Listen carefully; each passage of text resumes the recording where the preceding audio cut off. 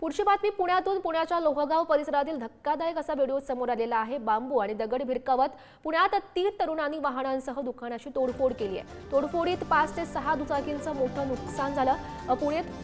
पुण्यातील लोहगावातील साठे वस्ती परिसरात गुंडांनी ही दहशत माजवली। पुणे पोलिसांकडून या तरुणांचा शोध सध्या सुरू आहे।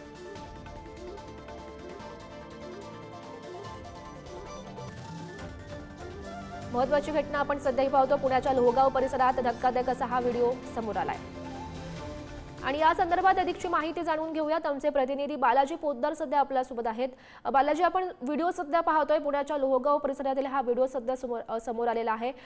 3 तरुणांनी ही वाहनं दुकानाची तोडफोड केल्याचं पाहायला मिळत आहे। कशा प्रकारे सध्या पोलीस कारवाई करतायत? नक्कीच हा व्हिडिओ सध्या व्हायरल झालेला आहे आणि 5 ते 6 दुकानाचं नुकसान झालेलं आहे।